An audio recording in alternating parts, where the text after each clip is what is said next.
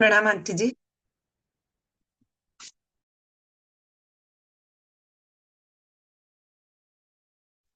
हाँ भाभी जी प्रणाम। भाभी जी आई नहीं क्या? दिख नहीं रहे। नहीं आंटी। दिख तो नहीं रहे ना। नहीं आंटी दिख रहा है। आंटी दिख रहा है आंटी। आप एक बार आंटी चेक करिए। शोभा आंटी आपको दिख रहा है ना आंटी? नहीं दिख रहा है। नहीं, आपकी फोटो आ रही है। एक मिनट।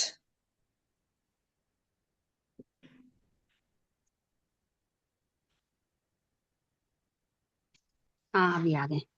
भाभी जी प्रणाम, जय जिनेन्द्र। भाभी जी आपकी आवाज नहीं आ रही है। हाँ बोलिए। हाँ भाभी जी, कल आपने ऐसा ही बोला था क्या कि एक आकाश प्रदेश पर अनंत प्रदेशी स्कंद रहेंगे। वो एक ही वर्ण गंध रस में चार स्पर्श वाले रहेंगे। नहीं, एक स्कंद में एक वर्ण गंध रस स्पर्श, उस पर तो अनंत है। सब अलग अलग वर्ण वाले भी हो सकते हैं, ये कहा था। जो एक है नहीं उसमें एक ही होगा। जैसे मान लीजिए एक अनंत प्रदेश स्कंद लाल रंग वाला है, हम्म। एक ही आकाश प्रदेश पर है तो उसमें लाल ही रहेंगे। दूसरा अनंत प्रदेश स्कंद उसी आकाश प्रदेश पर है, पीले रंग का है, वो पीले वर्ण वाला है। स्कंद तो अलग अलग भाभी जी, होगा दोनों। एक आकाश प्रदेश पर बहुत सारे ये है, हाँ, तो उनका तो रंग कैसा समझना फिर वो? देखिए एक एक समझ। मेरे हाथ में दो रंग के पेन है तो मेरे ही हाथ हाँ। में समझ लीजिए एक आकाश प्रदेश में ये दो को आप हम्म। सोच लीजिए अनंत पेन पड़े हैं हाथ में। और सभी हम्म। अलग अलग वर्ण के, लेकिन एक पेन एक ही कलर का होगा।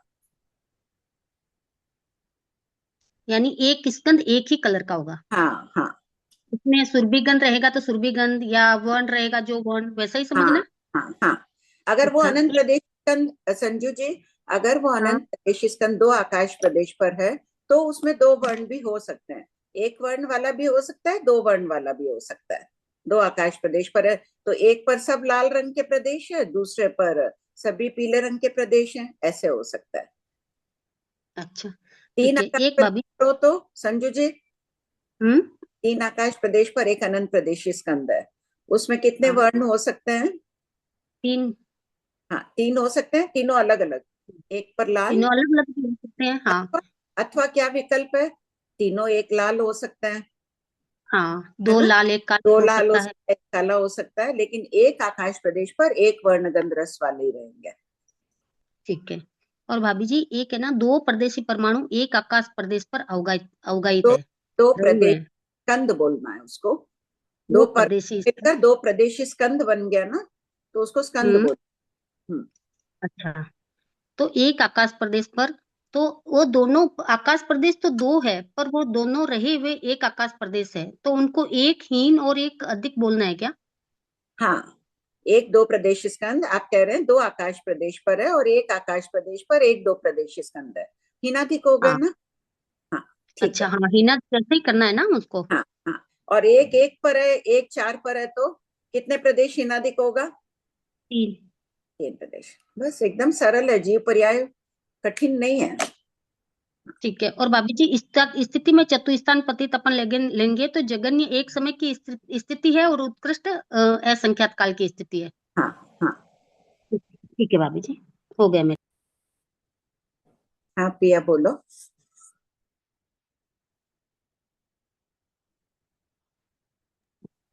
हाँ प्रणाम आंटी जी। आंटी जी जैसे एक आकाश प्रदेश पर बहुत सारे सूक्ष्म अनंत प्रदेशी स्कंद है। तो हाँ आंटी जी फिर उनका एक एक का सबका अलग अलग रंग हो सकता है ना? हाँ हाँ मतलब अलग अलग ग्रुप से 10 ग्रुप से जैसे हाँ सूक्ष्म, तो हाँ कोई लाल का हो सकता है, कोई पीले का हो सकता है। हाँ और उनकी फिर जो एक है उसके वर्ण, उसका फिर गंध एक ही होगा, रस एक ही होगा। फिर दूसरे वाले का।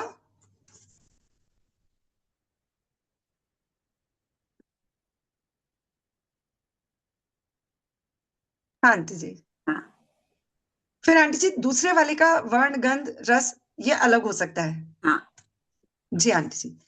आंटी जी एक प्रश्न और था, अभी आचार्य भगवान के दर्शन करने गई थी तो आंटी जी उपाध्याय भगवान से पूछा था कि अपने सम्यक दर्शन को हमको डे टू डे में पुष्ट करना है।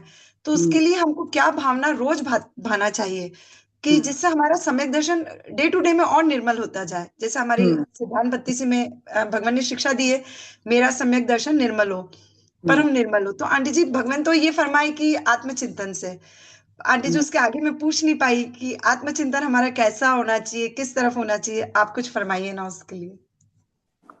आत्मचिंतन, कषायों की मंदता, सबसे पहला पॉइंट तो यही है। कषायों की मंदता के लिए शुभ लेशाओं में रमण करना। हमें पता ही नहीं चलता हम कब लोभ कर जाते हैं, कब ईर्ष्या द्वेष कर जाते हैं, तुरंत आ जाता है। और वापस उसकी अगर अनुप्रेक्षा करो कि दिन भर में मैंने क्या गलती की, तो अब है ना इतना अध्ययन करने लगे, अगर अनुप्रेक्षा करें तो दिखने लग जाता है, यहाँ मैंने लोभ किया था, यहाँ ये किया था, उसका फिर तस्म इच्छामि दुक्कडम, भविष्य में ना करना। ये सब आत्मचिंतन के पहलू है। आंटी जी ये हमारा मतलब डे टू डे मतलब दिन में पूरे समय एक निर्धारित समय पे करे तो, या कुछ कुछ देर में किसी भी टाइम अगर उपयोग पूर्वक काम कर रहे हो वो भी आत्मचिंतन में हो। यत्ना से काम कर रहे हैं, क्या है यत्ना? यत्ना ही तो धर्म बताया है, यत्ना जी अहिंसा ही तो है, जी वो आत्मचिंतन ही है। जी आंटी जी, मन वचन काया तीनों से यत्न, बिल्कुल। हाँ, जी आंटी जी। एक तो हम जैनी हैं, बस परंपरा से हम करते आ रहे हैं इसलिए कर रहे हैं, और एक उपयोग पूर्वक करें तो आत्मचिंतन हो गया।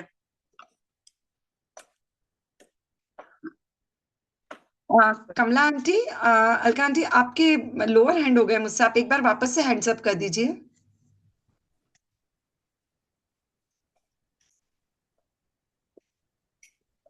हेलो, हेलो भाभी जी। हाँ कमला भाई। हाँ जय जिनेन्द्र। जय भाभी जिनेन्द्र। जी मेरे को समझ में नहीं आता कि जगन्य अभिज्ञान वाला नेरियक, जगन्य अभिज्ञान वाले नेरियक से प्रदेश और द्रव्य से तो तुल्य है, अवगाना चतुस्थान पतित कैसे होगा? इसमें पहले देखिए क्या कोई पॉइंट लिखेंगे? पहले लिखेंगे कि जगन्य अवगाना वाले नेरिक की नेरिकों की अवगाना कितनी है, जगन्य अंगुल के असंख्यतम भाग से ले। हाँ, हाँ, उत्पत्ति के समय उतनी उसकी अवगाना है, अपर्याप्त हो रहा है तब तक भी अंगुल के असंख्यतम भाग है। और कोई है 500 धनुष वाला, चतुस्थान पतित घटित हो जाएगी ना। वो 500 धनुष वाला। हाँ, सातवीं पृथ्वी का नेरिक 500 धनुष है ना। हाँ, वो जगन्य में आ गया क्या वो? हाँ, वो भी उत्पत्ति के समय जगन्य अंगुल के। अपने को तो तुलना करनी है ना। एक नेरिक ले लीजिए जगन्य अंगुल के असंख्यतम भाग वाला, इस समय उत्पन्न हुआ है। और दूसरा नेरिक है, उसको कितना लेंगे? उसको अंगुल के संख्यतम भाग वाला ले लीजिए, कोई कोई एक अंगुल वाला ले लीजिए, अभी एक अंगुल की अवस्था में है, कोई 500 धनुष में। ऐसे चतुस्थान पति 4 नेरिकों की अवगाना लिखकर चतुस्थान पति घटित कर लीजिए। अच्छा, ऐसे ही है। जगन्य गुण वाले, काले वर्ण वाले नेरिक से जगन्य गुण वाले, तो इसको और इसमें फिर क्या फर्क हुआ? ये जगन्य है, यही जगन्य ही है। हाँ, तो उनको तो तुल्य हो गया। जगन्य हाँ, तो दोनों है। तुल्य की। इसकी अवगाहना में, इसकी अवगाहना में क्या फर्क पड़ेगा फिर? अवगाहना में कोई बोल में फर्क नहीं आ रहा है। जगन्य गुण काले वर्ण वाले में भी अवगाहना कितनी ली है देखिए, पढ़िए जगन्य गुण वाला नेरिक। कौन सा प्रश्न है? Page number? तो वो है, पेज नंबर है 174। अवगाहना कितनी लिए? चतुस्थान पतित। उत्पत्ति के समय जगन्य अंगुल का नेरिक है अवगाहना, अंगुल के असंख्यतम भाग वाला। संख्यातम भाग, हाँ। और एक मान लीजिए 500 धनुष है, कोई एक अंगुल है, 4 नेरिक साइड में लिखकर आप चतुस्थान पतित अवगाना कर लीजिए। स्थिति है, कोई 10,000 वर्ष की स्थिति वाला है, कोई 33 सागर तक के सब बोल ले लीजिए, स्थिति भी चतुस्थान पतित आ गई। काले से दोनों को तुल्य का है, जगन्य गुण काला है ना, दोनों एक एक गुण काले वाले हैं, तो उनसे तुल्य का। बाकी 19 बोल पीले में हीनाधिकता हो सकती है, अनंत गुण का फर्क हो सकता है, संख्या गुण का फर्क हो सकता है, षट स्थान पतित हो गया ना। एक नेरी को भाभी जी ये तो हो गया।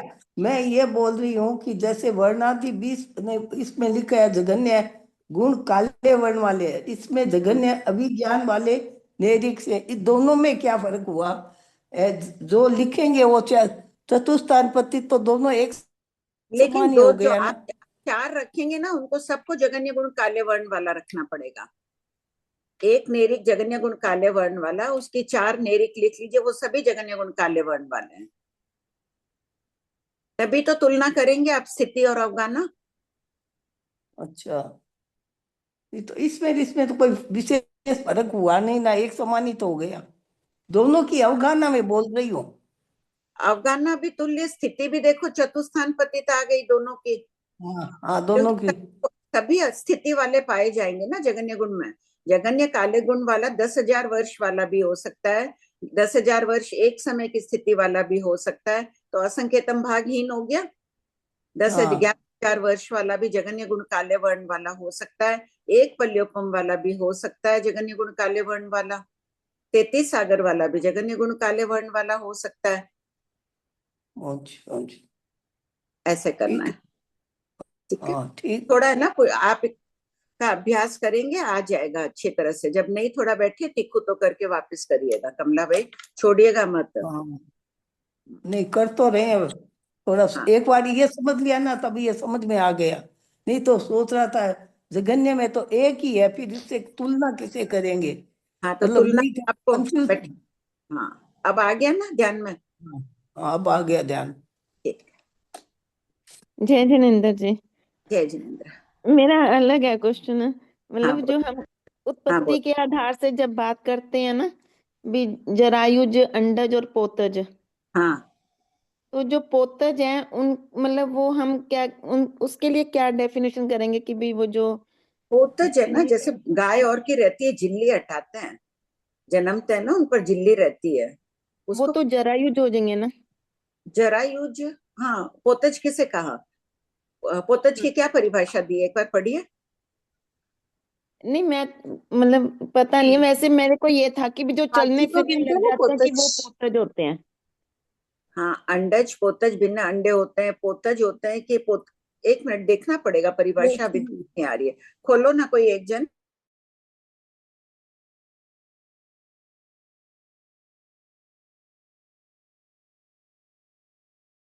दीदी आप म्यूट हो गए।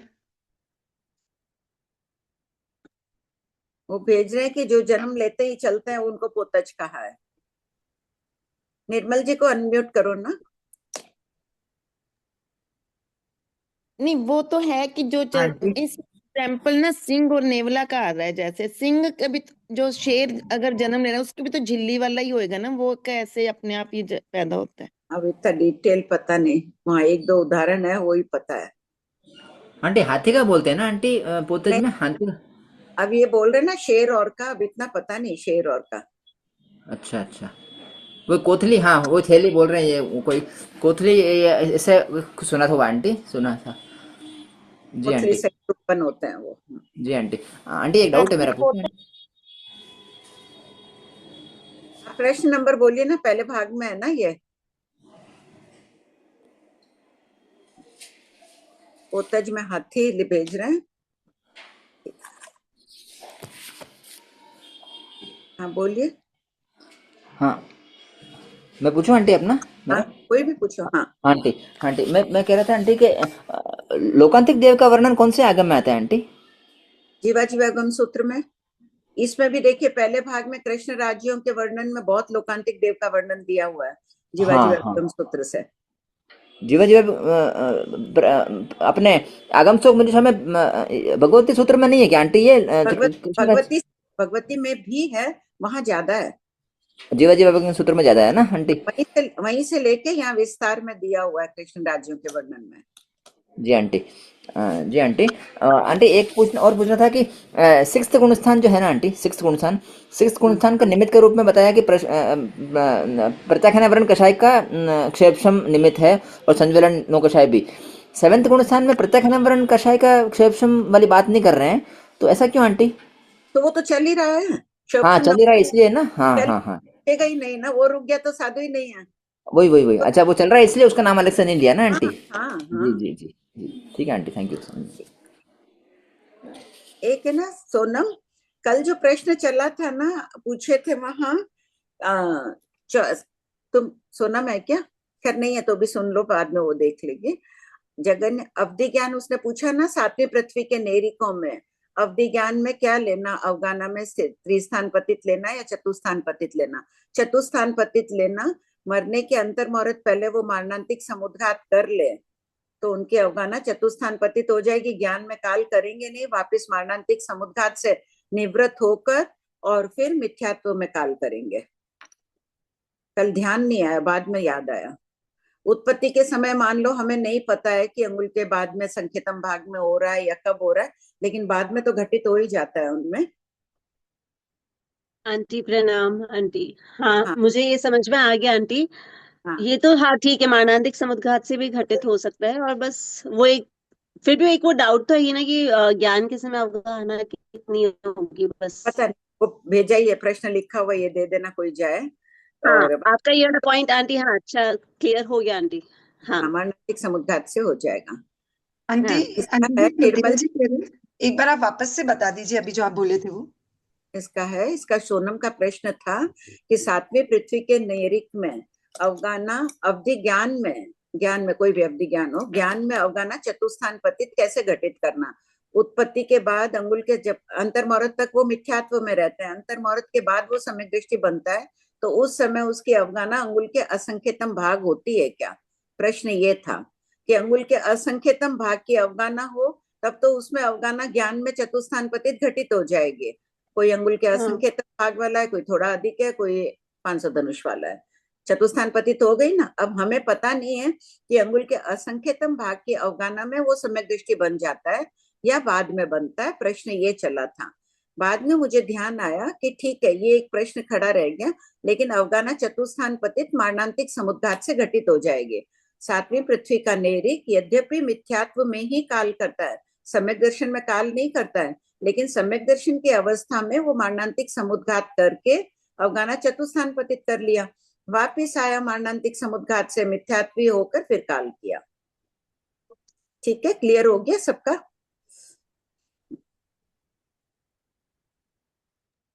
जी आंटी, आंटी रीडिंग स्टार्ट करें। हाँ शोभा आंटी।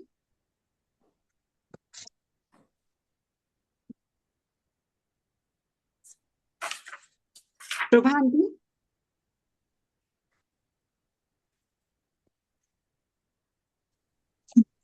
जय जिनेन्द्र सबको। शुरू से कौन सा क्वेश्चन नंबर है? 634। जी आंटी जी। तो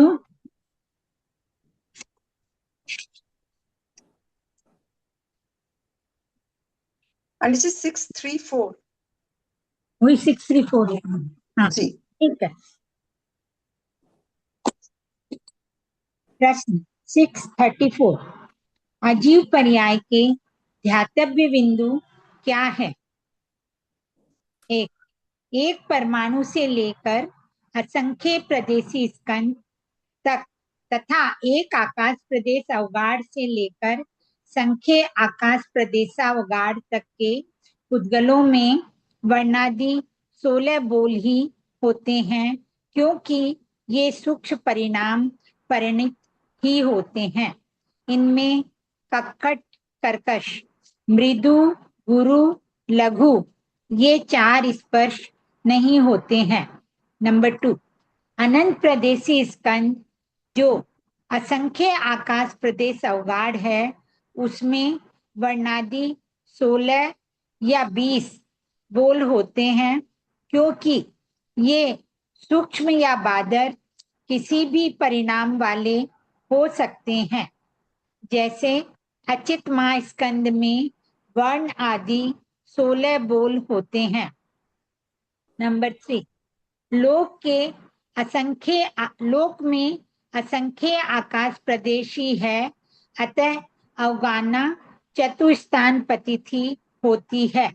नंबर 4, एक आकाश प्रदेश पर एक परमाणु भी रह सकता है, यावत सूक्ष्म अनंत प्रदेशी स्कंद भी रह सकता है। 5, उद्गल की स्थिति जगन्य, एक समय व उत्कृष्ट असंख्य काल की होने से स्थिति चतुस्थान पतित ही संभव है, षट स्थान पतित नहीं, क्योंकि असंख्य काल के बाद उद्गल की पर्याय अवश्य बदलती है। द्रव्य प्रश्न संख्या 635 द्रव्य के 13 बोलों की परस्पर तुलना कीजिए। 13 आलापक। द्रव्य से एक परमाणु पुद्गल दूसरे परमाणु पुद्गल से, द्रव्य से तुल्य, प्रदेश से तुल्य, अवगाना से तुल्य, स्थिति से चतुस्थान पतित, वर्णादि 16 बोल से सट स्थान पतित। 5 वर्ण अवगाना तुल्य है, परमाणु पुद्गल है, सभी परमाणु पुद्गल एक आकाश प्रदेश अवगाड़ी होंगे। तुल्य स्थिति किसी परमाणु पुद्गल की एक समय की स्थिति है, किसी की 2 समय 10 समय यावत किसी की असंख्य समय की स्थिति है, तो चतुस्थान पतित हो गए। वर्णादि इनमें 16 बोल है। परमाणु समुच्चय परमाणु में 5 वर्ण, कल बात चली चुकी है 16 की, षट स्थान पतित हो सकते हैं इनमें अंतर।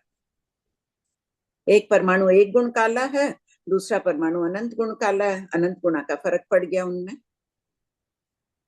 इसी प्रकार सभी बोलों में ध्यान रखिएगा, यहाँ पर वर्णादि में और अवगाना में। 2 एक द्विप्रदेशी स्कंद दूसरे द्विप्रदेशी स्कंद से, द्रव्य से तुल्य, प्रदेश से तुल्य, अवगाना से कथनचित हीन तो एक प्रदेश हीन, कथनचित अधिक तो एक प्रदेश अधिक, कथनचित तुल्य। आ गया स्थिति ये देखो कितना आ रहा है। 2 प्रदेशी स्कंद है, एक आकाश प्रदेश पर है और एक 2 आकाश प्रदेश पर है।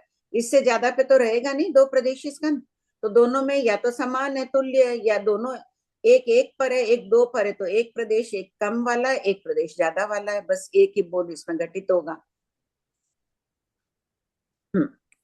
स्थिति चतुस्थान पतित, वर्णादि 16 बोल से सट स्थान पतित।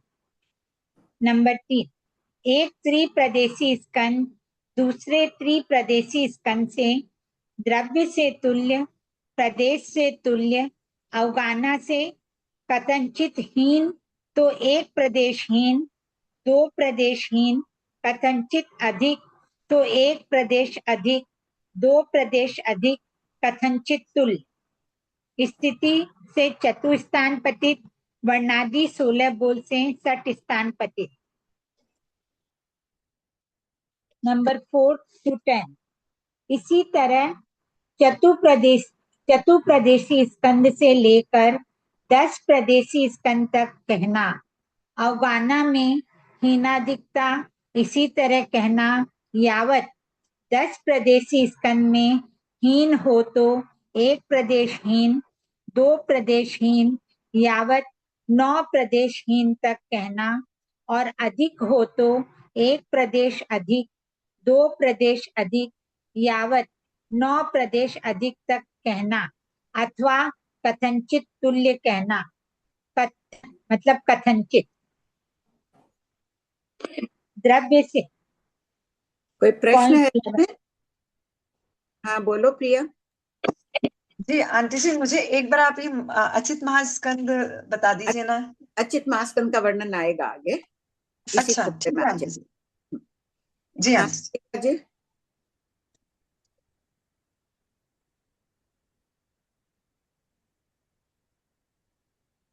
हाँ, जय जिनेन्द्र, प्रणाम आंटी जी। जय जिनेन्द्र। जो ये उत्कृष्ट स्थिति बताई है ना, असंख्य काल, वो कौन सा लेना मतलब असंख्य उत्सर्पणी अवसर्पणी प्रमाण। हाँ, लेकिन उसमें भी 2 भेद बताते हैं ना, बादर और सूक्ष्म।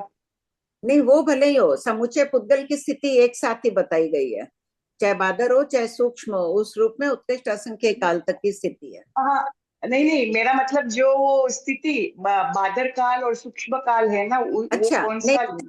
वैसे नहीं खोला हुआ है। अच्छा, काल या बादर काल जो काय स्थिति में बोल रहे हैं, वो खोला नहीं है इसमें। अच्छा, ऐसे ही समझना, बस असंख्य उत्सर्पणी नहीं अवसर्पणी। भाभी भाभी जी, एक आकाश प्रदेश पर 10 जीव ठहरे हुए हैं, 10 परमा स्कंद पर, क्या बोलते हैं उसको, 10 परमाणु, पुद्गल 10 परमाणु। हाँ हाँ, तो 9 प्रदेश हीन हो गए उनसे, ऐसा ही समझना। नहीं, कैसे कैसे क्या बोले आप? प्रश्न वापस बोलिए। एक आकाश एक प्रदेश में आकाश क्या है? प्रदेश पर 10 जीव ठहरे हुए हैं, 10 परमाणु पुद्गल ठहरे हुए हैं एक आकाश प्रदेश पर। हाँ, ठीक है, तो फिर 9 प्रदेशहीन हो गए, ऐसा ही समझना है ना? नहीं नहीं, क्यों बोलेंगे? 10 प्रदेशी स्कंद है क्या एक आकाश प्रदेश पर? हाँ, एक आकाश प्रदेश पर 10 प्रदेशी स्कंद ठहरे हुए हाँ, हैं। एक मुझे आकाश प्रदेश पर 10 प्रदेशी स्कंद है, और दूसरा 10 प्रदेशी स्कंद 2 आकाश प्रदेश पर है। तो दोनों में कितना फर्क आया अवगाना में? 9 एक, स्थान, एक 8 स्थान, एक का ही फर्क है ना। एक एक आकाश प्रदेश पर है, एक और एक 2 पर है। एक 10 प्रदेशी स्कंद एक आकाश प्रदेश पर है, दूसरा 10 प्रदेशी स्कंद 10 आकाश प्रदेश पर है। तब दोनों में कितना फर्क आया? एक आकाश प्रदेश का फर्क आ गया। 9 का फर्क है ना। वो 1 नहीं पर है, भाभी जी, 10 पर है, तो फर्क तो 9 का आ गया ना। हाँ 9 का आ गया। हाँ ठीक है भाभी जी। एक आकाश ठीक, प्रदेश पर एक 2 आकाश प्रदेश पर, नहीं, एक आकाश प्रदेश पर क्या 10 प्रदेश स्कंद है, दूसरा 7 पर है, तो कितने का फर्क आया? 3 का फर्क आ गया। हम्म। दूसरा 7 पर है, 7 आकाश हाँ प्रदेश है। 10 हाँ, प्रदेश तो 7 आकाश प्रदेश पर पड़ा है, और एक 1 पर पड़ा है। तो दोनों में कितना फर्क है संजू जी? एक के हाथ में 1 रुपया है, 10 रुपयों का बंडल समझो एक है, और किसी के हाथ में 7 बंडल है 10 रुपए के। 6 कितना का फर्क आ गया। 6 का 6 का, फर्क है? बस वैसे। हाँ ठीक है भाभी जी। हाँ ज्योति जी, नहीं, मैं तो 6 का आंसर दे रही थी। ठीक, पढ़िए शोभा भाई। पॉइंट 11, द्रव्य से एक संख्य प्रदेशी स्कंद दूसरे संख्य प्रदेशी स्कंद से द्रव्य से तुल्य, प्रदेश से द्विस्थान पतित, अवगाना से द्विस्थान पतित, स्थिति से चतुस्थान पतित, वर्णादि 16 बोल से 60 स्थान पतित। पॉइंट 12, एक असंख्य प्रदेशी स्कंद। एक मिनट देखिए, सबको यहाँ पर एक संख्य प्रदेशी स्कंद है, उसकी तुलना करिए प्रदेश से द्विस्थान पतित बोल रहे हैं।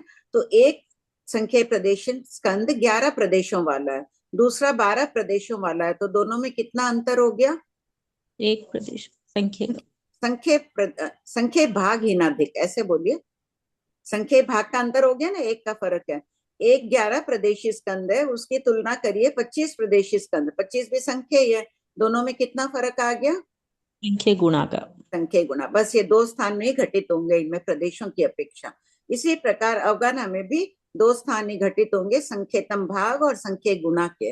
अवगाना में कैसे घटित करोगे? एक संख्या प्रदेशी स्कंद मान लो 2 आकाश प्रदेश पर अवगाढ़ है, वो भी संख्या ही है, और एक संख्या प्रदेशी स्कंद है 3 आकाश प्रदेश पर अवगाढ़ है। कितना फर्क हुआ? संख्यतम भाग। और वही 10 आकाश प्रदेश अवगाढ़ हो दूसरा, तो संख्या गुणा 5 गुना हो गया, इतना हो गया। अब इनकी स्थिति चतुस्थान पतित बताइए।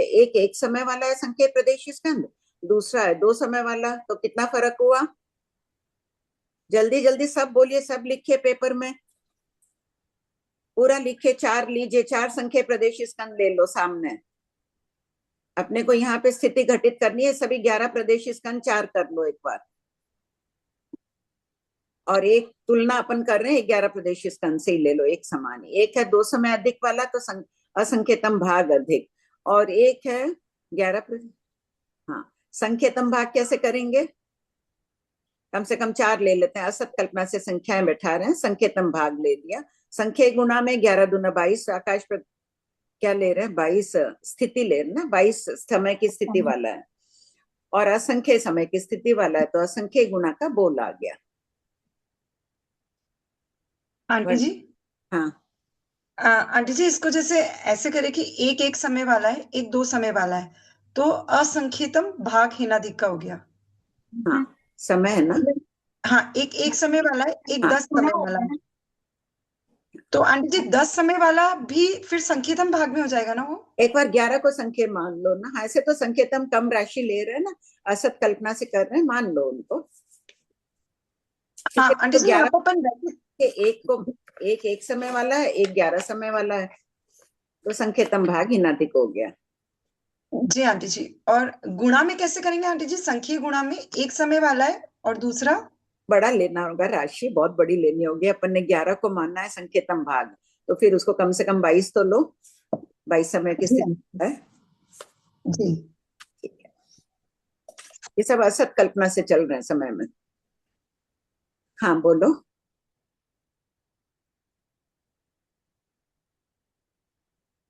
आंटी, यहाँ पर अगर हम संख्येय प्रदेशी स्कंद ले रहे हैं तो इस टुकड़े में हम मिनिमम 11 से लेते हैं। हाँ टाइम थोड़ी हम 11 से लेंगे आंटी, टाइम नहीं तो नहीं, मैं संख्येय। तो ऐसे ही एक असत हाँ कल्पना से टाइम बोल रही हूँ। टाइम ठीक तो है। 2 समय भी संख्या ही है। हाँ हाँ ठीक है आंटी। हाँ लेकिन भाभी जी अभी तो एक एक समय कह दिया मैंने, एक थोड़ी, एक संख्या थोड़ी है। संख्या प्रदेश स्कंद की स्थिति तो एक समय से भी हो ही सकती है ना। उस स्कंद की स्थिति एक समय की है, कोई की कितनी है। हाँ क्या शोभा भाई? भाभी जी एक समय की स्थिति वाला और 11 समय की स्थिति वाला लेंगे तो अपना वो संख्या गुणा हो जाएगा, संख्या भाग नहीं होएगा भाभी जी। नहीं, ये बोल रही 11। हाँ यहाँ हाँ। कल्पना से राशियां हैं, उनसे सब मत करो अच्छा समझने तब के। ठीक है।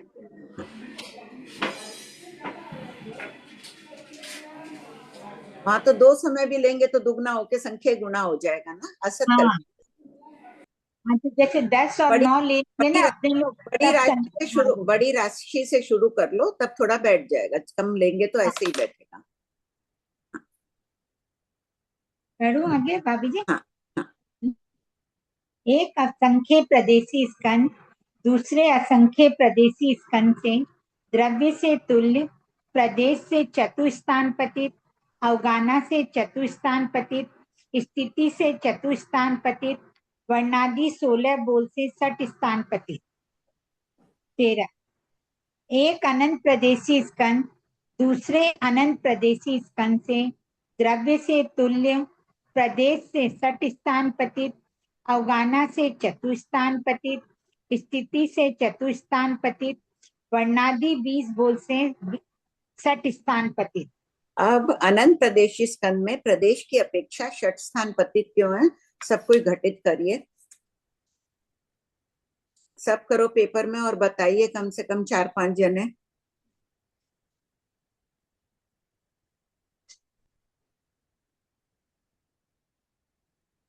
जगनी अनंत प्रदेश स्कंद 1 करोड़ मान लो, उस दिन किया हुआ है, उन्होंने बताया था ना निर्मल जी ने, वही राशि ले लो।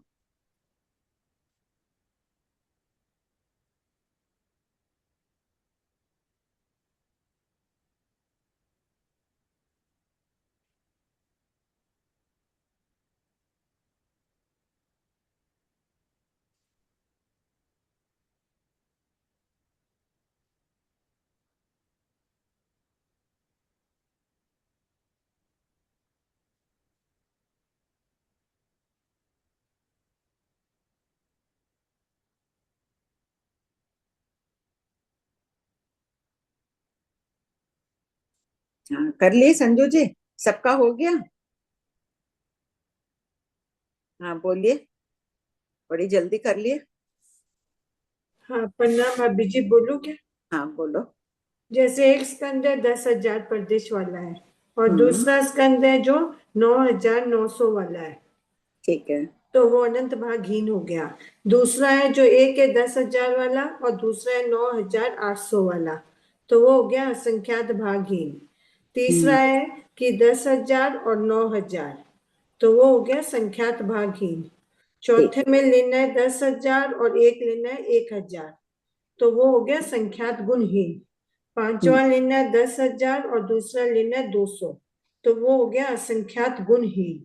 छठा लेना है 10,000 और उसके पास वाला लेना है 100, तो ये हो गया अनंत गुणहीन। वेरी गुड, बहुत अच्छा, सबके आ गया, सब लिख लीजिए। सुनीता एक बार जोर से बोल के लिखा दो। एक स्कंद 10,000 प्रदेश वाला है, तो उसके दूसरा उसके कंपैरिजन में 9,900 वाला, तो वो हो गया अनंत भागहीन। दूसरा बोले कि 10,000 वाला और 9,800, तो वो हो गया असंख्यात भागहीन। तीसरा है 10,000 और 9,000, ये हो गया संख्यात भागहीन। चौथा लेना है 10,000 और 1,000, ये हो गया संख्यात गुणहीन। पांचवा लेना है 10,000 और फिर 200, वो हो गया असंख्यात गुणहीन। छठा लेना 10,000 और 100, ये हो गया अनंत गुणहीन। डाउट है किसी को इसमें? पेज नंबर 590 खोलिए सब एक बार। प्रश्न नंबर 590।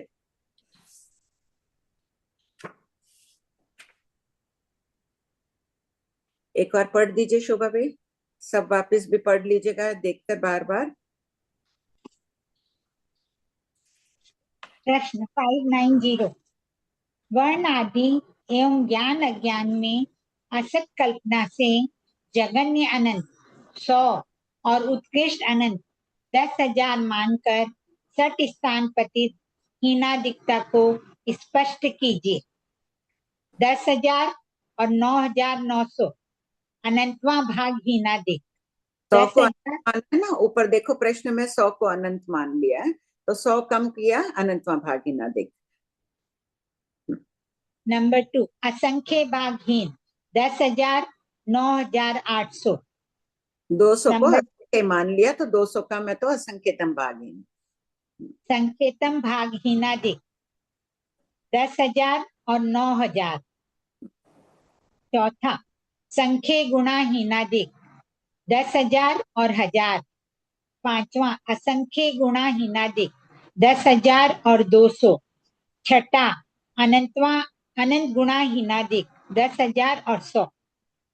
एक अनंत प्रदेशी स्कंद 100 प्रदेश वाला है, वो 100 है, और दूसरा है 10,000 प्रदेश वाला। हाँ पढ़िए आगे। आचरणीय बिंदु। आंखों के सामने उपर्युक्त दृश्य पुनः खड़ा करके अध्ययन करें। प्रश्न 636। त्रिप्रदेशी स्कंद यावत 10 प्रदेशी स्कंद की परस्पर अवगाहना संकेतम भाग और संख्य गुणा द्विस्थान पतित हीनादिक होती है, तो यहाँ कथनचित हीनादिक शब्द से व्याख्या क्यों की गई है?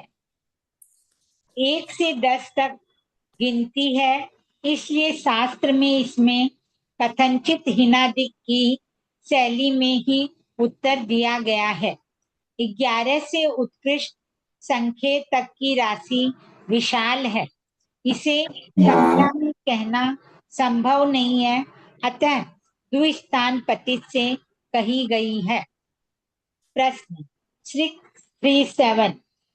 पुद्गलों की अवगाहना कितनी होती है?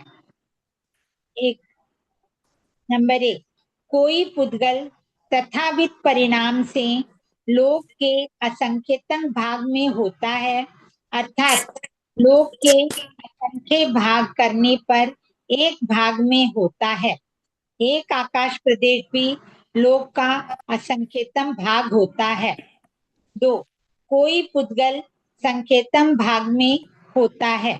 3 कोई पुद्गल बहुत असंख्य भागों में होता है। 4 कोई पुद्गल बहुत संख्य भागों में होता है। 5 कोई पुद्गल सर्वलोक में होता है। श्रीमद् अनुयोग द्वार सूत्र 108। प्रश्न 638। उपर्युक्त उत्तर को उदाहरण से स्पष्ट कीजिए। 1 परमाणु यावत 7 रज्जु लंबी चौड़ी और 1,08,000 योजन मोटी 7वीं पृथ्वी में लोक के असंख्यतम भाग को स्पर्शा है। एक पुद्गल स्कंद भी इतना विशाल होता है। 2 7वीं पृथ्वी का अवकाशांतर असंख्य हजार योजन का है। श्रीमद् भगवती सूत्र सप्तक 2 उद्देशक 10 के अनुसार यह लोक के संख्यतम भाग में है। इतना बड़ा भी एक पुद्गल स्कंद होता है, यावत 14 रज्जु से थोड़ी कम अवगाहना वाला स्कंद भी होता है। प्रश्न 639। सर्वलोक की अवगाहना वाला कौन सा स्कंद होता है? अचित महास्कंद सिर्फ एक समय के लिए पूरे लोक में अवगाहन करता है, अन्य कोई पुद्गल लोकव्यापी नहीं होता है। यह स्कंद समुद्र ज्वार की तरह संपूर्ण लोक को आपूरित करता है। समुद्र में जैसे ज्वार भाटा होता है ना, वैसे अचित महास्कंद अधोलोक के चरमांत में रहा हुआ है समझ लीजिए, और पूरा फैलता है 14 रज्जु लोक, समुद्र के ज्वार आता है वैसे, और फिर वापस। प्रश्न 640 अचित महास्कंद किस प्रकार अपनी अवगाहना को फैलाता है? एक, केवली भगवान केवली समुद्गात में जिस क्रम से आत्म प्रदेशों को संपूर्ण लोक में फैलाकर पुनः संकुचित करके शरीरस्थ हो जाते हैं, उसी प्रकार विसृषा यानी स्वाभाविक परिणाम से चतुस्पर्शी अनंत प्रदेशी स्कंद भी संपूर्ण लोकव्यापी होकर पुनः पूर्ण रूप से संकुचित होकर खंड खंड रूप में बिखर जाता है। श्रीमद् अनुयोग द्वार सूत्र 108 की वृत्ति चूड़नी। 2, विशेषावच्छेद वृत्ति और चूड़नी दोनों में यही बात दी हुई है। विशेषावक भाष्य गाथा 395 की वृत्ति के अनुसार चौथे समय में लोक को भरकर पांचवें समय में खंड खंड रूप में टूट जाता है। देखो ये मतांतर आया ना, अनुयोग द्वार सूत्र के तो टीकाकार और चूड़नीकार कह रहे हैं संपूर्ण लोकव्यापी होकर पुनः संकुचित होता है और फिर बिखर जाता है, और विशेष आवश्यक भाष्य की टीका में कहा गया है कि पांचवें समय से ये खंड खंड रूप हो जाता है, संकुचित नहीं होता है, बिखर जाता है। 641 अचित महास्कंद के संपूर्ण लोक में फैलने का क्रम क्या है? एक, प्रथम समय में 14 रज्जु प्रमाण गोल दंड करता है। दूसरे समय में कपाट। देखो गोल दंड केवली समुद्घात में क्या करते हैं, शरीर की चौड़ाई प्रमाण, जितनी चौड़ाई और मोटाई होती है इतना ऊंचा दंड 14 रज्जु प्रमाण करते हैं, ये ऐसे गोलाई में चला जाता है पूरा। दूसरे समय में कपाट, तीसरे समय में मंथान और चौथे समय में लोक को भर देता है। 2, पांचवें समय में लोकांत के पुद्गलों का सहरण यानी संकुचित करता है। छठे समय में मंथान के पुद्गलों का सहरण करता है। सातवें समय में कपाट के और आठवें समय में दंड के पुद्गलों का सहरण करके बिखर जाता है। विश्रसा परिणाम विचित्र होते हैं। यह सर्वज्ञ वचन से श्रद्धेय है।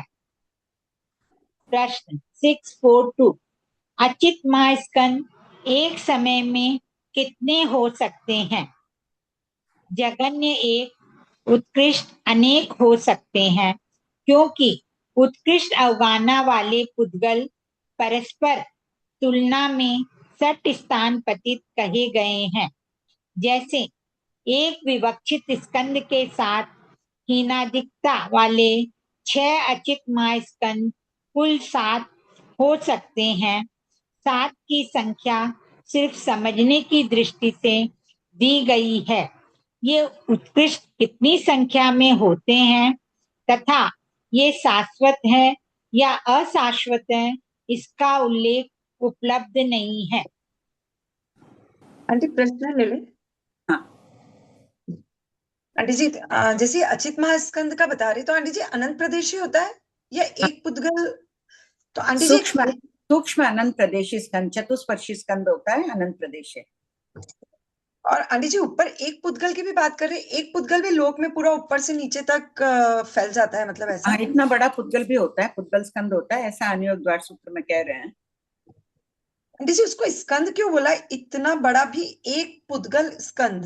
हाँ तो एक ही पुद्गल है ये, एक पुद्गल। ये पेंसिल कितनी बड़ी है, तो एक ही स्कंद है ना। तो आंटी जी एक पुद्गल को भी स्कंद बोलेंगे क्या?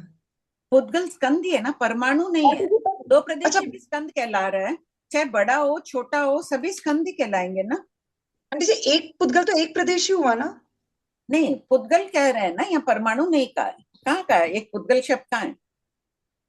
हाँ, इतना बड़ा भी तो एक हाँ, आंटी जी। शास्त्र में कोई पुद्गल संकेतम, पुद्गल यानी स्कंद को बोल रहे हैं, संकेतम भाग में होता है, तो वो अपने आप ही समझ लो स्कंद है, पुद्गल स्कंद स्कंद है। मतलब वो, हाँ मतलब असंख्यात संख्यात कोई भी प्रदेशी हो सकता है वो। और आंटी जी जो ये अचित महास्कंद है ये सूक्ष्म अनंत प्रदेशी स्कंद है। तो आंटी जी मतलब ये एक कितने समय में मतलब पूरे लोक में फैल के और वापस चौथे समय में फैल जाता है। अनुयोग द्वार सूत्र के टीका और चूर्णी के अनुसार तो है, केवली समुद्घात का किए ही है ना अपन वर्णन। जी हाँ। 5वें, 7वें, 8वें समय में संकोच करते हैं अपने आत्म प्रदेशों का, ये उन पुद्गलों का संकुचित करता है और फिर बिखर जाता है। और विशेषावश्यक भाष्य के वृत्तिकार कह रहे हैं कि 4 समय तक फैला, ये 5वें समय में ही बिखर जाता है। तो मरासा को मैंने पूछा, मरासा 2 मतांतर है, बोले दोनों मतांतर लिख दो। ये तथा स्वभाव होता है आंटी जी इसका, जैसे केवली समुद्घात तो किसी उससे किया जाता है कारणवश, ये तथा स्वभाव कभी भी हो सकता है। तथा स्वभाव कभी भी हो। जी आंटी, पुद्गल का ऐसा ही स्वभाव है।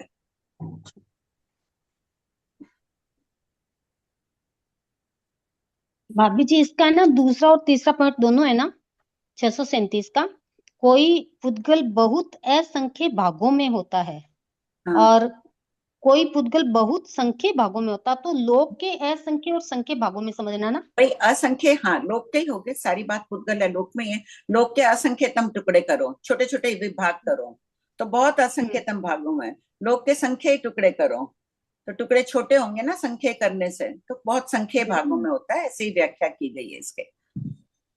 हाँ। और भाभी जी एक यहाँ पे आया ना इसका 640 का पीछे का पॉइंट है, संकुचित होकर खंड खंड रूप में, तो वो पुद्गल पूरे छोटे छोटे होकर खंड खंड रूप में बिखर जाते हैं। पुद्गल ये जो नहीं समझना है कि एक परमाणु रूप में बिखर गया। खंड होगा तो छोटा छोटा बड़ा होगा ना। हाँ नहीं, जैसे एक बड़ा पुद्गल स्कंद है तो वो खंड खंड रूप में बिखर जाएगा, यानी छोटे छोटे छोटे छोटे टुकड़े होकर बिखर जाएगा, ऐसे ही समझना है इसको। हाँ हाँ हाँ। अच्छा ठीक है। आंटी एक तो क्वेश्चन नंबर 635 की सेकंड टेबल में आपके द्रव्य प्रदेश के बीच में लाइन ड्रॉ नहीं है, वो आप देखिएगा। और एक आंटी जैसे ये जो मान लो लोकांत से लोकांत तक जा रहा है या लोक के बहुत भागों में मतलब लंबा गया है, जैसे आपने बोला गोल, तो क्या बादर अनंत प्रदेशी स्कंद भी इतना फैलता है आंटी? उसका उल्लेख नहीं है बादर अनंत प्रदेशी स्कंद का। तो बादर अनंत प्रदेशी स्कंद आंटी कितना फैल सकता है लगभग, जो हम खिताणुवाय में लेते हैं त्रिलोक की स्पर्शना करने वाला 1800 प्लस 2 आकाश प्रदेश, क्या वो बादल हो सकता है या सूक्ष्म ही होगा? ऐसे तो देखो 2 आकाश प्रदेश अधिक 1800 से अधिक में अपन देखिए समुद्घात आदि से भी ले रहे हैं ना संख्या नहीं योजन। आंटी नहीं, मैं तो क्षेत्र संबंधी पुद्गलों की बात कर रही हूँ, क्षेत्र संबंधी हाँ, अलग मैं भी तो पुद्गलों की जीवों कर की रही नहीं, हूँ। वो जीव की अष्टस्पर्शी नहीं। फैल, अच्छा स्वभाव से खाली पुद्गल, जीव प्रयोग नहीं क्या? हाँ हाँ, तो वो बादल हो सकता है आंटी कि सूक्ष्म ही होगा, इतना फैलने वाला भी, इतना है इतना डिस्टेंस नहीं। तो आंटी आपने ये जो एग्जाम्पल दिए हैं कि कोई पुद्गल बहुत असंख्य भागों में होता है, ये सब एक बार तो सूक्ष्म ही मान के चलने हैं ऐसा? अपन अभी मान के सूक्ष्म चल रहे हैं, पता नहीं है संकेतम वो होता है कि नहीं बादर। अनुयोग द्वार सूत्र में इतना ही मिला, इसकी वृत्ति में इसका अधिक स्पष्टीकरण नहीं मिला था, क्योंकि जो सूक्ष्म नीरज पूरे मुनि जी लोक में मरासी फैल रहा है वो किताब दी सूक्ष्म तो थी, इतना, उन्होंने फरमाया था कि जितना इसमें मिल रहा है उससे ही लिखो, उससे ज्यादा स्पष्टीकरण मत करना। मैंने कहा ठीक। क्योंकि सूक्ष्म तो होने में बाधा नहीं लग रही, सूक्ष्म अगर पूरे लोक में फैल रहा है तो इतने एरिया में तो फैल सकता है, पर बादर का अपन नहीं बोल सकते। आंटी क्वेश्चन नंबर 640 की पॉइंट 2 में आपने लिखा है विशेषावश्यक भाष्य गाथा 395 की वृत्ति के अनुसार चौथे समय में लोक को भरकर 5वें समय में खंड खंड रूप में टूट जाता है। भाग 1 में तो आंटी आपने विशेषावश्यक भाष्य की भोलावण देख करके एक समय यावत 4 समय लिखा है। कहाँ पर? क्वेश्चन नंबर 2264 वहां आपने लिखा है विशेषावश्यक भाष्य में वर्णन है। एक मिनट, 2264 क्या? भाग 1 आंटी भगवती। अच्छा भगवती है, हाँ वहां क्या था? उसमें लिखा है कि विशेषावश्यक भाष्य में वर्णन है कि इसको बिखरने में 1 यावत 4 समय लगते हैं। तो यहाँ विशेषावश्यक में अलग हाँ, बात है, वहां नहीं अलग नहीं बात है। नहीं नहीं, ठीक ही तो है ना।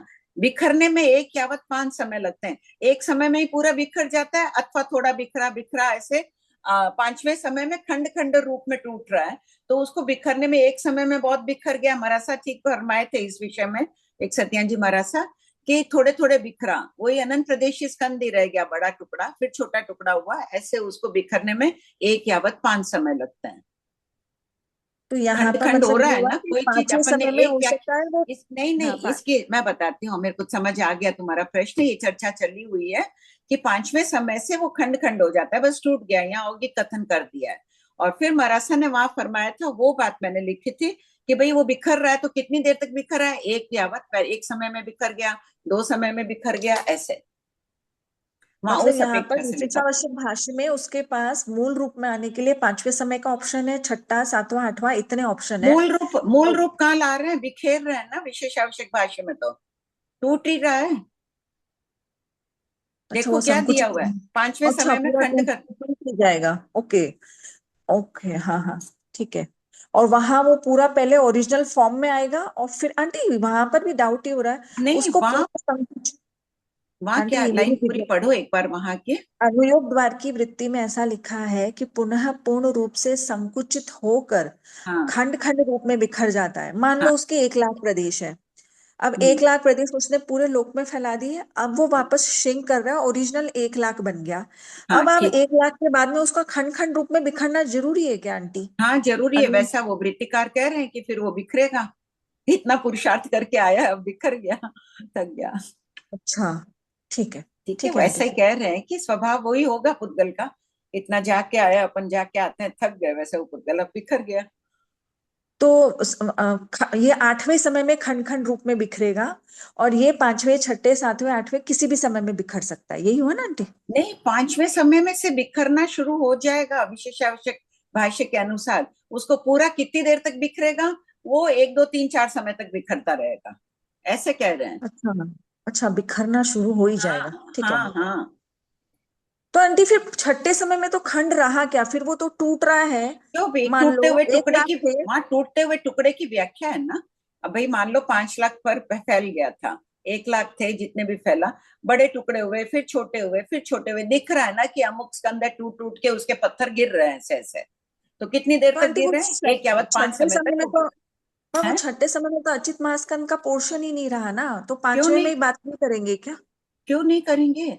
5वें 1 लाख समय में था। खंड हो गया ना, बड़े बड़े खंड रूप में गिरा।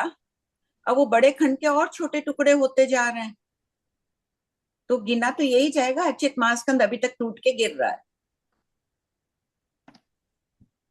आंटी सेकंड में समय ऐसा सोचना पड़ेगा। सेकंड टाइम में मान लो 1000 प्रदेशी बन गया, एक तरफ मान लो 10,000 है, ऐसे करके 10 टुकड़ों में बिखर गया।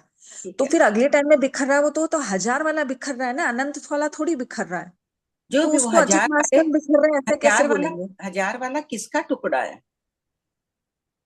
जो अच्छा, अचित वो पूर्व महास्कंद पर्याय रूप की बना अपेक्षा, था पूर्व उसी का पर्याय की टुकड़ा है अपेक्षा ना। सोचना पड़ेगा, पूर्व पर्याय की अपेक्षा सोचना पड़ेगा ना। हाँ हाँ, उसी का ही टुकड़ा कहलाएगा ना। ठीक है आंटी, कृपा, बहुत बहुत पहाड़ कृपा। के टुकड़े गिर रहे हैं, अब वो गिर गए और छोटे टुकड़े होके गिरते जा रहे हैं, स्लाइड्स गिर रही है, जो भी गिर रहा है वैसे, तो उसी के टुकड़े कहलाएंगे ना। फिर भी चिंतन कर आंटी लेना, और भी कुछ हो तो। ठीक है। हाँ प्रियंका। जय श्री कृष्ण आंटी। हाँ आंटी मेरा इसमें 641 का जो फर्स्ट पॉइंट है ना, उसमें थोड़ा समझ नहीं आया। बोलो।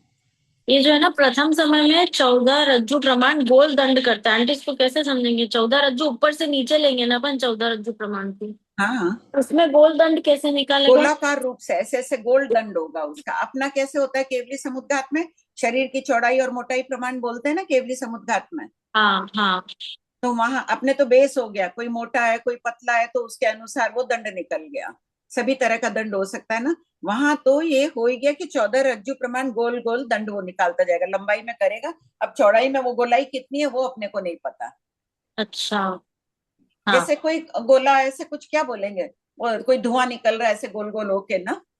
हाँ, मतलब एक ही जगह का नहीं रहेगा, है वो पूरे 14 रज्जु प्रमाण में वो हाँ गोल पर उसका घूमता रहेगा। हाँ, पूरा ऐसे। लंबा हो जाएगा गोल, पूरा ऐसे गोल दंड जैसा, एक ही लेकिन समय में। लेकिन उसमें वो पूरे लोक को नहीं भरेगा। हाँ भरेगा ना 14 रज्जू जितना। आंटी प्रथम समय में थोड़ी ना भरेगा, प्रथम समय की बात हो रही है यहाँ पे। हाँ तो प्रथम समय में ही तो कह रहे हैं 14 रज्जु प्रमाण गोल दंड। एक समय में 14 रज्जु प्रमाण दंड केवली समुद्घात में हो रहा है ना। हाँ वैसे ही यहाँ गोल दंड कर रहा है।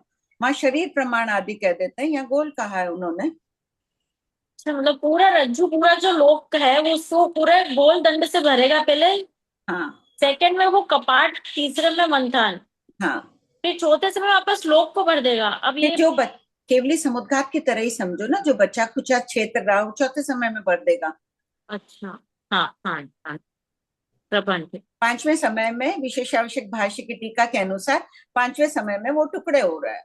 अब बड़े टुकड़े हुए, फिर टुकड़े हुए, फिर टुकड़े हुए, ऐसे कितनी देर चला?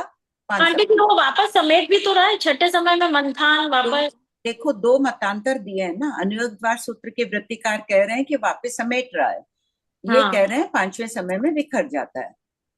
आगम में इस संबंध में कुछ उल्लेख नहीं है, साहित्यकारों के ये 2 मत है। आंटी अपना इसमें कुछ अलग से मत नहीं, नहीं, बस ये महाराज दो। ने फरमाया था कि भाई इसके कोई अपने पास और इससे अधिक प्रमाण नहीं है, दोनों ग्रंथ का रख लो, मतांतर लिख दो। ठीक है प्रबंध।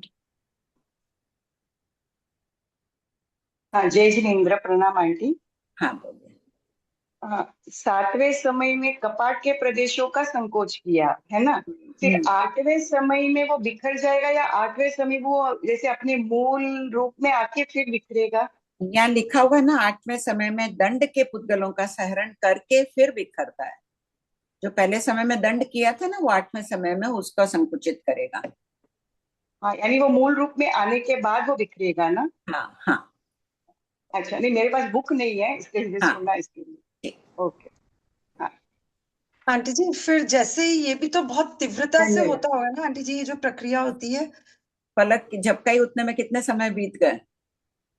हाँ तो आंटी जी ये तो प्रक्रिया सिर्फ 8 समय की बता रहे हैं, फैलाने में 4 समय कितना छोटा है। तो आंटी जी इसमें भी फिर मतलब प्राणभूत जीव सत्व की हिंसा होती होगी जब होती है प्रक्रिया, जब इस प्रक्रिया में तीव्रता से जा रहे हैं इसलिए पुद्गल बोल रही हो, चतुष्पर्शी पुद्गल है। हाँ आंटी जी चतुष्पर्शी पुद्गल। जैसे लैंडस्लाइड हुआ, पत्थर चट्टाने गिरी, उससे वो सब तो देखो बड़े हैं, बादर पुद्गल है। हाँ आंटी जी ये चतुष्पर्शी है, इससे नहीं, प्राणपुत की नहीं संभावना है। अच्छा अब तीव्रता से जाए 1 मिनट, चतुष्पर्शी कार्बन वर्गना आदि है, इनसे कहाँ हिंसा का प्रसंग नहीं है ना, तीव्रता से जाए नहीं। और आंटी जी अगर प्रसंग नहीं है, पर आंटी जी अगर अगर ऐसे में प्रसंग होता है मान लो, तो उसमें फिर आंटी आंटी जी हिंसा किसकी कहलाएगी? ये तो अजीब है सब। हाँ अजीब को क्रिया लगती ही नहीं है, लगती नहीं है, बस वो तो फिर। हाँ जी अब मान लो कोई अजीब, कोई अचित पत्थर का, अचित है पत्थर का टुकड़ा, पूर्व पर्याय आदि वो सब बातें छोड़ दो, किसी ने फेंका, किसी की हिंसा हुई, कीड़ी मरी आदि, तो वो अचित पत्थर को क्रिया थोड़ी लगेगी, उसमें जीव थोड़ी है। जी आंटी जी। तलवार अचित है, तलवार को क्रिया थोड़ी लगेगी। अब तलवार से बने हुए जीवों से हिंसा हुई, वो पूर्व क्रिया मत लो, वर्तमान में उसमें जीव ही नहीं है, और किसी की बोसराई हुई है तो क्रिया लगेगी ही नहीं उसको। जी आंटी। श्वेता दीदी आप एक बार हैंड रेस कर दीजिए। भाभी जी मेरा भी एक प्रश्न है।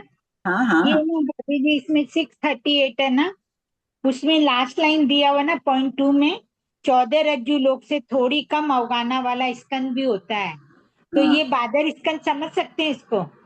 नहीं पता, वही पूछा था ना अभी कोई और भी यही। लेकिन यहाँ पर बादर स्कंद की बात चल रही है ना अपने, नहीं वो समुच्चय रूप में दे दिया ना, परमाणु की भी तो बात चल रही है। अच्छा आंटी मेरी जिज्ञासा ऐसा ही है कि जैसे केवली समुद्घात में बोल रहे हैं ना कि पहले कपाट करता है, फिर उस कपाट में से ही निकलते हैं, चरमांत में जाते हैं, और फिर उसमें से ही निकल करके मतलब लास्ट में जब लोक को भरना होता है तो थोड़े से आकाश प्रदेश खाली रहते हैं, तो वो ही सेम कंसेप्ट यहाँ पर भी होगा? हाँ ठीक है प्रणाम। पढ़िए शुभा भाई। क्षेत्र प्रश्न 643 क्षेत्र की अपेक्षा पुद्गलों की परस्पर तुलना के 12 आलापकों का वर्णन कीजिए। क्षेत्र से एक प्रदेश अवगाढ़ पुद्गल, एक प्रदेश अवगाढ़ पुद्गल से द्रव्य से तुल्य, प्रदेश से सट स्थान पतित, अवगाना से तुल्य, स्थिति से चतुस्थान पतित, वर्णादि 16 बोल से सट स्थान पतित। आप सबको इस प्रश्न का उत्तर बताने की कोशिश करिएगा या लिख लीजिएगा। एक प्रदेशावगाढ़ पुद्गल, प्रदेश बताए गए इसमें षट स्थान पतित। कितने पुद्गल होंगे उसमें, कितने प्रदेश होंगे उस कंद में? आंटी जी अनंत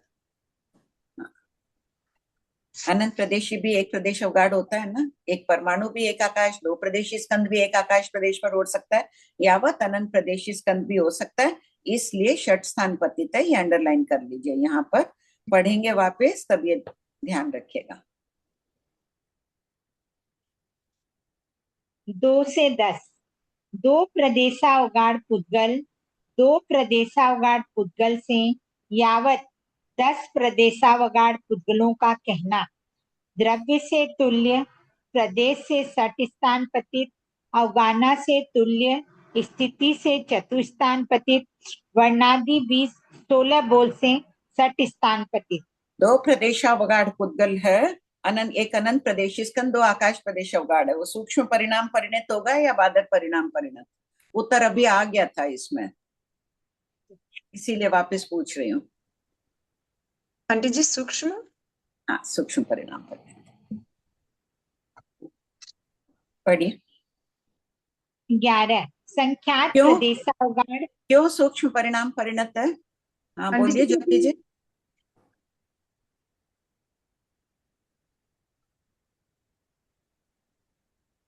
आंटी वर्णाधिक 16 बोलो से लिया गया इसलिए। हैं? वर्णाधिक 16 बोले ना। और ये भी ठीक है, और बोलो संजू जी। और आंटी जी मैं बोलूं? 2 प्रदेश पर अवगाढ़ है ना, अनंत प्रदेशी तो बादर होता तो। हाँ ठीक है, बोलिए पूरा सेंटेंस बोलिए। ठीक ही है, बादर होता तो असंख्य आकाश प्रदेश अवगाढ़ होता। इस अपेक्षा से एकदम ठीक। संजू जी, मधु जी, यही उत्तर था आप लोगों का? बड़ी शुभ है। आप ही की कृपा से पहले किया हुआ थोड़ा थोड़ा याद आ रहा है। तेरी क्या कृपा, अपना अपना क्षोभ। संख्य प्रदेशावगाढ़ पुद्गल, संख्य प्रदेशावगाढ़ पुद्गल से द्रव्य से तुल्य, प्रदेश से सट स्थान पतित, अवगाना से द्विस्थान पतित, स्थिति से चतुस्थान पतित, वर्णादि 16 बोलों से सट स्थान पतित।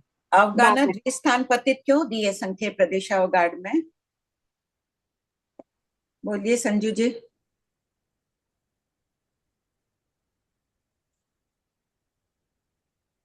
देखो 10 प्रदेशावगाढ़ में तो तुल्य कर दिया, संख्य प्रदेशावगाढ़ में द्विस्थान पतित अवगाना क्यों? संजू आंटी क्या बोले भाभी जी? आपका प्रश्न नहीं समझ में आया मुझे। संख्य प्रदेशावगाढ़ पुद्गल अवगाना से द्विस्थान पतित क्यों कहा गया? से अभी मैं पहले आपसे। अच्छा बोलो, अभी प्रश्न की टाइम है वैसे भी। हाँ बोलिए।